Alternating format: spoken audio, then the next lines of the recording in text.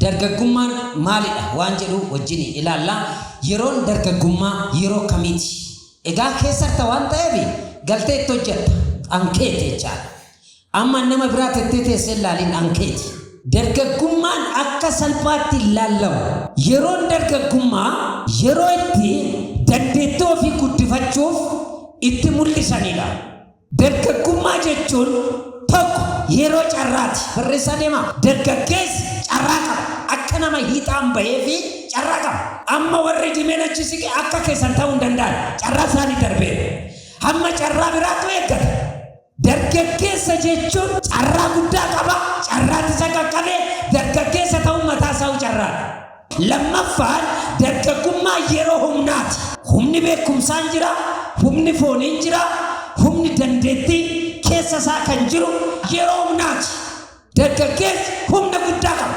Yeroo hojjechuu danda'u, yeroo barachuu danda'u, yeroo bushuu danda'u, yeroo tajaajiluu danda'u, yeroo dibamuu danda'u, yeroo waan guddaa gochuu danda'u dargaggeessi. Inni ittaanu dargaggummaa yeroo beekumsaati. Barachuun namarraa bareeda. Barsiisuun namarraa bareeda. Hojjechuun namarraa bareeda. Namni waggaa 60 amma akka kanatti faarsuu hin danda'u. Sababiin isaa rakkoo dugdaa, rakkoo ijaa, maashaalee isfaalaan koottiin muluun gara harca'uutti deema waan ta'eef. Dargaggummaan yeroo barsiisuu, yeroo barachuu, yeroo humnaa, yeroo carraati. Ati maali? Gaafis gaafadha. Gaafii kana na deebisi. Inni taan yeroo qophiiti. Yeroo qophaa'u qabduudhaati. Eessan jiraadha? Maalan hojjedha? Maaliif of qopheessuun qaba? Dandeettiin koo maali? Dandeettii Waaqayyo si keessa kaa'e uumamaan. Dandeettii Waaqayyo dibataa si keessa kaa'e. Dandeettii beekumsaan namarraa argan. Dandeettii beektotarraa argan. Dandeettii mana barumsaarraa argan. Dandeettii amantaarraa argan. Yeroo hojjaadhaan agarsiiftu yeroo ammaati. Hamma qaqqabbata si barbaachisa. Qaqqabbata baattatana waan isa harkaa dhabu. Dargaggeessa dulloome waan namaa baasu. Iddoo taa'u kan hin kaane. Hojii daa'imaa kan hojjetu. Waan daa'imni ittiin adabamtuun kan adabamu. Dargaggeessa odoo hin taane dargaggeessa qaqqabbataan deemu. Humna kan nabee jedhamu. Dargaggummaa yeroo qophiiti. Maaliif? Gaa'ilaaf yeroo qophaa'an. Soorummaaf yeroo qophaa'an. Bulchuuf yeroo qophaa'an. Dibamanii yeroo tajaajiluuf qophaa'an. Farfannaa tajaajiluuf yeroo qophaa'an. Barsiisuuf yeroo qophaa'an. Ergaa dabarsuuf yeroo qophaa'an malee yeroo itti dadhaban miti. Hafuura dadhabbii Waaqayyo har'a xara keessirraa haa kaasu. Inni kan biraa dargaggummaan yeroo waamichaati. Hamma yeroo kun jedhe Waaqayyo yeroo waamichaati jedhe Waaqayyo. Argan warqaasi qaba. Si waamaa jira fudhadhu Waaqayyo. Gara kamitti? Gara hojiitti, gara sadarkaa, gara guddinaa, gara sadarkaa argachuutti waamamaa taati. Dargaggeessa kuskusseen ta'inaa. Dargaggeessa tusii jala yaa. Dargaggeessa sadarkaa shigati xixiqqoo hin ta'inaasin. Dargaggummaan carraa, dargaggummaan waamicha, dargaggummaan qophiidha, dargaggummaan beekumsa. Harka keessin qabattu. Jaalattuun jibbituun sadarkaa kee sadarkaa sii laata. Jaldeessa qorontomaan qabe hin ta'inaa. Jaldeessa matamadiin qabe rakkoo guddaan humna qaba jedha garuu danda'e ofirraa hiikuu hin danda'u. Qabameera waan ta'eef. Carraa kee karaa irratti fitin, carraa kee cubbuu irratti fitin, carraa kee wanti xiqqoo irratti fitin. Biyya si eegaa, dhaloonni si eegaa, waldaa si eegaa, nuti boru sitti dabarsina. Harka golkaan. Of qopheessi Waaqayyo si waamaa'eera. Of qopheessi Waaqayyo si waamaa'eera. Inni taan dargaggummaan yeroo tajaajilaati. Yeroo tajaajilaman odoo hin taane yeroo tajaajilan. Yeroo biiroo mootummaa tajaajilan, yeroo tajaajilan, yeroo dhaloota tajaajilan, yeroo haadhaaf abbaa tajaajilan, yeroo abboota tajaajilan, yeroo Waaqayyo tajaajilan, yeroo akkasiiti. Ati garuu tajaajila barbaadda. Qaqqabbata barbaadda. Yeroo beekumsi kee bahee mul'atu. Yeroo itti wanti gaggaariin keessa keetii bahanii mul'atanidha. Timootewos 1 boqonnaa 4:12 dhaqaatii ilaalaa. Iddoo sanarratti gaafa dubbistanii ergaa sagalee Waaqayyoo keessa waan argattan qabu. Dubbii afaan kee keessaa bahuun akka jireenya jaalala amantii of qabuun amantoota fakkeenya ta'e. Namni tokkollee ijoollummaa keef jedhee sin tuffatin jedha laadhigite.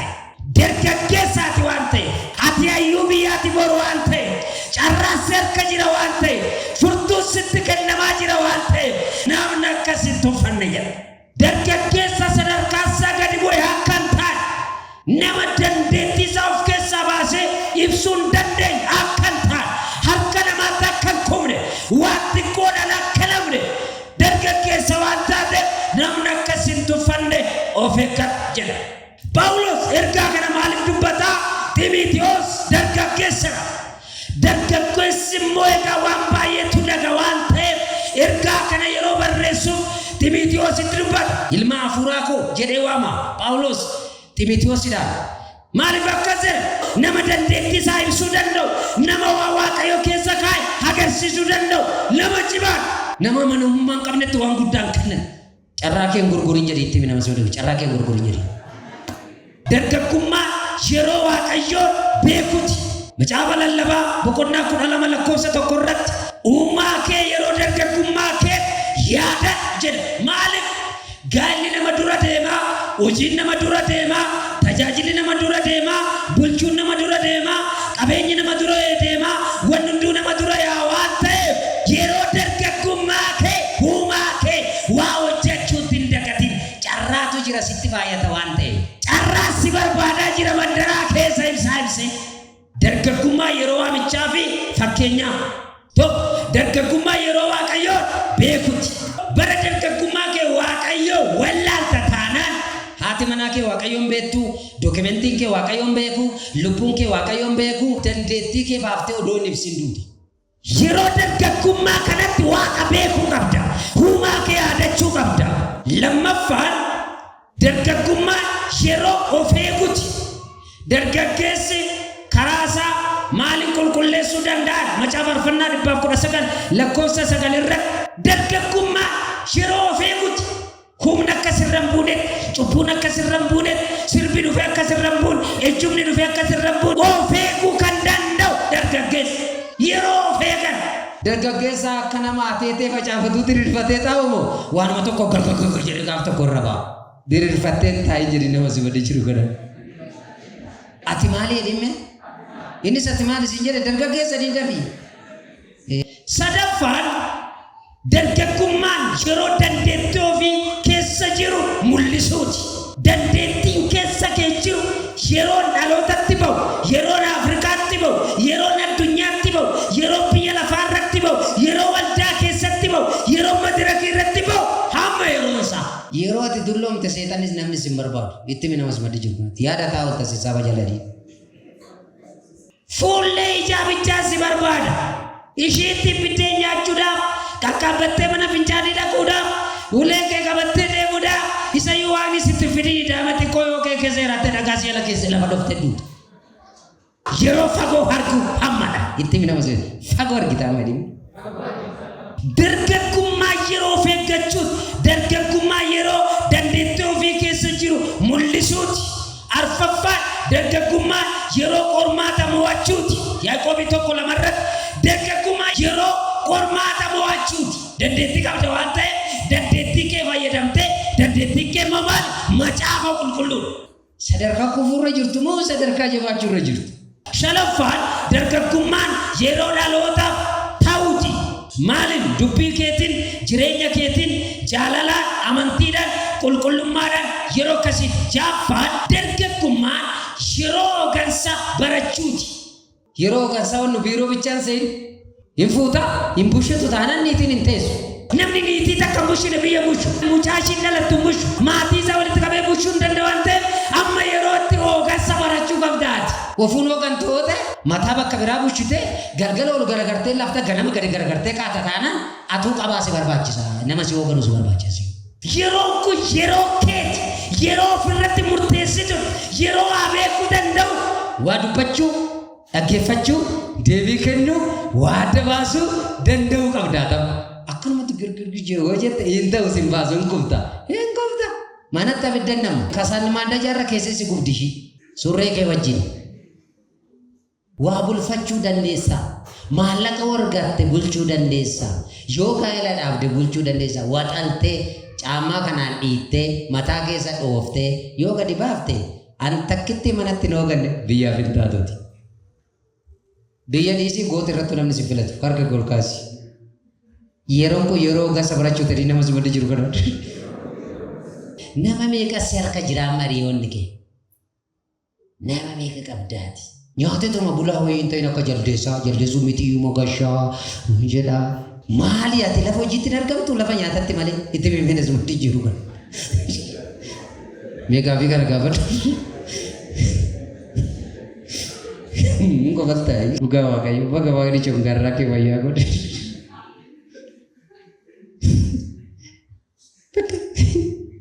Nyata udah, cuma kita ragate mulu kisah.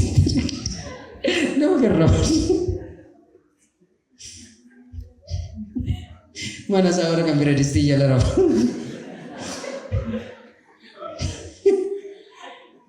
Sekarang, antu di berada di sini ratu kau bisa.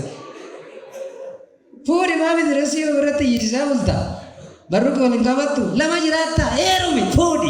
Sudah bisa na pertama dah barang namnu karake wa unjuru. Beski saya udah lihat pada namnu bebe si dorko mesi fuori unjuru. Asite rum unjuru. Warri kana dura darbani. Rumani kita. Warri kana darbani. Ijolle. Ati kitu gala wa ita. Japile wa otio didu wa ita. Kanaf shanjah fuori warwan. Itu berarti dia rumah menurut dia. Yero yang ke sana kabar dia rumah wil kita tu lihat. Fura numar fake है फुरा तुम्हारे सीता बोले थाना नेला आपका उतुबा करना तो योड़ा आवते बिया प्राता बका बिया तो इम्सा कल सी से मुझा करे गनी सी बर्बाद akati bushit akati ogan aciraka kana derkekuma jeru hogan sa baratanida jirenya nama angkento sadarkan nama angkento angke nama keti amma garu carake sa enne torbafan derkekuma jeru kutumati of kennuti bakka ambe fattun qabdu yeroo guutummaa kee sassaabdee of kennitu waamicha akkamitti guddifachuu danda'a dargaggeessi tokko waamicha tokko waaqayyo rasibaaf akkatti guddifattu sitte tokkoffaa kadhannaas barbaachisa kadhannaa yeroo dhuftu kilif hin jedhin akka nama maraatee fayyee walii gadi hin jedhin namni dhukkuba dubartii qabu gara dubartiitti gaada ammaas keessaa dubartiin dhukkuba dhiiraa qabdu sammuushi gara dhiiratti jedha. Waaqayyo kanarraa sinaa fayyisu. Itoo ayyootti si kan itoo dhugaa waaqayyo isin dhugeettu waan beektu. Galgala immoo kootii joofaa wayii karaarraa bitee boondaa isa jedhamu kan jog jedhee micoone jog jettee faana deema. Hamma nama akkanaatti namni daraa kenna. Amma nama akkanaatti qulfii kennita. Maal haa godhu jetteetti. Akkaan tuutaa qaratta fi biyyaa fituufi immoo. Ilmi guddaa bakka barumsaa dandeettii isaa hojiidhaan agarsiisuu qaba. Dammaqi amma yeroon keetii si jedhaa jira harka keessa gaafa dubbii cimtuudha. Marfee kana fudhuu galeera. Yoo amma yeroo seeraa kanatti dandeettii waaqayyo si kennu hojiidhaan agarsiifte ibsaa qabsiisaa addunyaan kun si barbaada. Maalinni dandeettii keessa kee waaqni kaa'ee dhimme yeroo sadii ija keessa laalitti waan deebisuu hin deebisuu kan deebitu. Ija ka waan needhu ija laafa yoo ta'e rakkoo qabaa itti mimee waan isi keessa dandeettii maal kaa'ee dhiiti sirriitti naasofsiise beekamu. Naa ilaali gurbaa kana ija isaa keessa naa ilaali odoo areedi isaa kun odoo harrii asitti naa himama ammatti naa hima odoo na simbayi. Adaraa waaqame joonillee areeda magarsitu itti bishiittis itti mimama yeroo kanatti waaqayyo keessa kee maal kaa'ee dandeettii si keessa jiru maalinni ambiyyi barbaadu maaltu si keessa jira dhimmi kana bakka gosii galaamoo fagoo deemte. Tokko kadhannaadhaan lammaffaa dubbii waaqayyooti sadaffaan kennaa adda baasuudha. Kennaa adda baasuu kana boodatti deebi'a isumarratti tan xumura waan ta'eef arfaffaan leenjiidha shanaffaan tajaajila inni ja'affaan gorsa torbaffaan amala gaariidha saddeettaffaan obsa salgaffaan hafuura qulqulluu of keessatti simatanii sirriitti fudhachuudha. Isaan kun waamicha kee akka guddatan godhu riqicha kun yeroo kennaa isaa adda baafate dargaggeessi waan afur adda baafachuu qaba. Tokko maaloon hojjetu na gammachiisa yoo nagade moo yoo biiroo hojjetaa mootummaa hojjete moo yoo tajaajile moo yoo ogummaa wayii qabaate moo maaloon hojjete of gammachiisa kan jedhu tokkoffaa yaaduu qaba dargaggeessi. Qabxii inni lammaffaan maal irratti dandeettii qaba. Nagaduu irratti dandeettii qaba moo tajaajiluu irratti dandeettii qaba moo maaliif dandeettii koo kan jedhu sammuruma kee nama adda baasi. Asuma taa'ee adda baafadhu waan kana lama. Anatti dandeessu sani namni barbaadu. Dandeettii keessattuu gatii kee dabala. Dandeettii keessattuu akka ati barbaadamtu godha. Dandeettii keessattuu jireenya siidaa waan ta'eef isa si keessa dhokate siin jedhu sana gadi baasuudhaaf maalan danda'aa jedhu yaaduun sirra taata namni si yaaduun qabu kan keetu. Sadaffaa namoonni maalirratti na barbaadu maalirratti an barbaadamu mee ani amma namni maalirratti na barbaada jettee of gaafachuu qabda. Namni homattuu sin barbaadu taanaani qaqqaabbataan deemaa jirtaa jedha dulloomtettaa jechuudha. Mul'ata kee adda baafannee jechuudha. Namni si barbaadaa jira taanaan immoo jaalatee si barbaadaa jiru waa sirratti arge. Wanti namni sirratti arge immoo maal dandeettii dhokataaf dibata Waaqayyo si keessa kaa'etu mul'achuu jammaree faayidaa isaa arganii si barbaadaa jiru. Dubbisi gala. Arfaffaa Waaqayyo maalla keessa kaa'e kennaa godhee maallaa kenna kan jedhu waan Waaqayyo si keessa kaa'e keessatti barbaadi. Nama biraa keessatti hin barbaadin. Namni yeroodhaaf si gargaara baajata gaafa sirraa cufe goodatti hafta. Waaqayyo si keessaan kaa'ee itti naayime nama soonni jiru kanatti borutti hin jiraattu kennaan keessi keessa jira jedhee waaqni itti naayime dhugamu. Gara biraan jiru diin ati garuu namaa barbaadaa ooltanii. Rakkoowwan dargaggummaa keessatti mul'atanii maal fa'a yoo jettan qabxiiwwan kana dubbadheen fixa. Tokko rakkoo yeroo dargaggummaa mul'atan tokkoffaan dhiibbaa hiriyootaati. Qabadhaa. Sadarkaa jirtu keessatti kun rakkoo guddaa sitti fida. Dhiibbaa hiriyoota keetii sitti dhufu. Gaa'ilaa wal qabatee, michummaa hiriyummaa wajji wal qabatee, olmaa kee wajji wal qabatee, mana barumsaatti barachaa jirtu wajji wal qabatee, iddoo hojjettu wajji wal qabatee, dhiibbaan hiriyaa keetii sirra ga'u akka muka jala dhaabatee kan caruu si taasisa. Akkan guddanne godhuu danda'a. Sababni isaa hiriyaan amala gaarii hin qabne si qacarsuu, si ajjeesuu, si mancaasuu danda'a waan ta'eef wantoonni vaayirasiin dargaggeessaa tokko inni tokkoffaan hiriyaa gadhee wajjin ooluu isaati. Nama cimaa wajjin oola taanaan inni cimaa ta'a. Sirbituuruma wayii wajjin oola taanaan akkama jechuu jammaraa jechuu qaba. Nama dhugduu wajjin oola taanaan dhuguu jammaraa. Nama qaltanyaa wajjin oola taanaan qallatuu jammaraa. Michoota isaatu akkasi waan ta'eef. Hiriyaa keerraa wanti ka'u jireenya kee madaala. Hiriyaa keerraa wanti ka'u sadarkaa kee madaala. Waan ta'eef wajjin oolta, wajjin deemta, namni sun sadarkaa isaa maali? Hiriyaa kee barbaadi. Sana dhiibnan gaala hin taanetti kuftaa, waan hin taane keessa galtaa, bakka maleetti mul'attee achumatti hafta. Rakkoowwan yeroo dargaggummaa keessatti mul'atan keessaa tokko dhiibbaa hiriyootaati.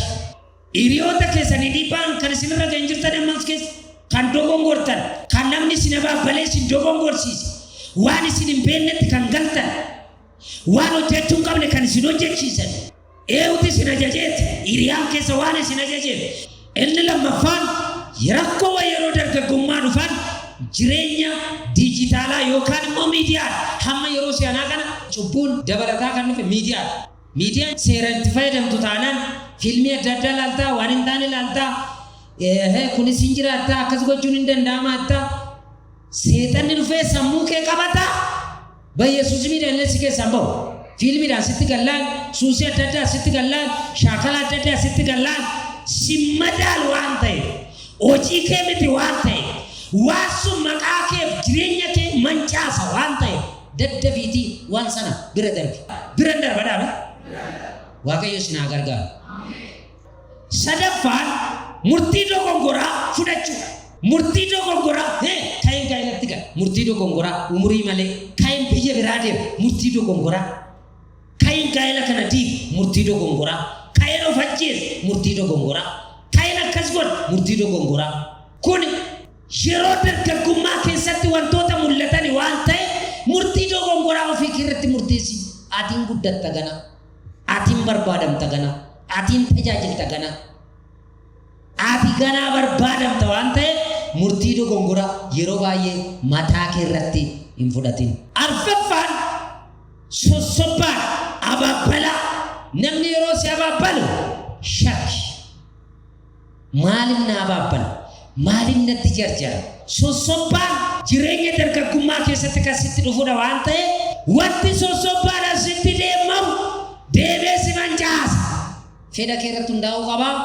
Madaalii hubadhu. Kun yeroo dargaggummaa keessatti waan mul'atan inni ta'an kaayyoo jireenyaa dhabuu. Kaayyoon qabu boru maalan hojjedha, barana maalan hojjedha, egermoo maalan hojjedha, barataa hoo ta'an akkamittan qabxii fidu, tajaajilaa hoo ta'an akkamittan dibata dabalan, hinna gadda hoo ta'an maal hojjedheen bu'aa argan, waajjira mootummaa hojjedha hoo ta'an akkamittan sadarkaa koo dabalan jechuu qabda. Amma haatiif abbaan kee harka sirraa fudhachaa deemu. Warri kaan hin dulloomu. Nutama madirakee amma akkatti tajaajilu kan idilee guutuu keessan tajaajilu. Hooti qaate 40 30 50 amma waaqni jedhe keessa tajaajila dhaabanne booda garuu sitti darba dhufe. Humna dibata kana caala fudhattee deemuudhaaf arra dandeettii keessa kee jiru madaaltee bilcheessitee dhalootaaf of qopheessuu qabda. Inni kan biraa abdii kutachuudha. Kanuma maatii fi dargaggoota gidduutti wal dhabdeedha. Abbaadha wal lolu, haadha wal lolu, rakkoo inni uumu rakkoo salphaa sitti fakkaata. Gaafa haatiif abbaan keessirraa aanan kophaa jiraachuu jammartaa waan salphaatti fooyyessuu dandeessu baas irratti ta'a keessa ba'uu dadhabdaa anyaattuu fi yaaddaa an hojjettuu fi yaaddaa waa'ee shunkurtii kophaa yaaddaa waa'ee timaatimii kophaa yaaddaa manni kiraammoo akka nama bunaa kan walii gadi shidhaa karooran qabdu hin bishaanne waan ta'e yookaan dokumentii si harkan jiru yookaan nagadee birrii si harkan jiru idimeen dhufee sirra gateera oduma kowaasii dhiittu oduma achi kaattu oduma abbaan keessi gorsu diddu oduma waan dhiisee dhiiftu baalabbaashi maalli mashii keessa odumettu dhufee umurii sirra gateera bii carraasaa jiraata ati carraa nama biraa jiraata carraa si madaala gadadoo beela of ajjeesuu nama miidhuu waan hin taane hojjechuu bichaa yaadda bakka maal nagashee amma mochi sittee maal jettee barbaadde maal gashee qullaa deeme gaafa ofii keetti waaqayyo dabarsee si kenne si dhumeera ofii keerra waaqa si wayya ofiin kee si miidha waan ta'eef waaqa harkaan bayna daraa amma maaltu si harkaa dokumentii dhamoo dibata moo maalumatu si harka jira qabeenya dhaabbataa kee galmee sodoo si jedhani mana kee dhufee waan meeqa qabdaa kan kee baattameen nu lafa guutaa harka keessa kaafadhu sitti maan jiraan na dhagaan jirtu maqaa Yesuus waaqayyo gooftani qabeenya dhaabbataa lakkaameen nu siif haa kennu eebba lakkaameen nu siif haa kennu nagaa lakkaameen nu siif haa kennu dargaggummaan kan salphaatti eegamu miti sirriitti nama si eegu nama sitti horii'u hin qabdu taanaan hundumtu gosh xoroorra jirta siin jennaan sii dhume haati garuu dandeettii waaqayyo sii kenne namni ittiin si barbaadu sun maalinni isa kana ani fiteera.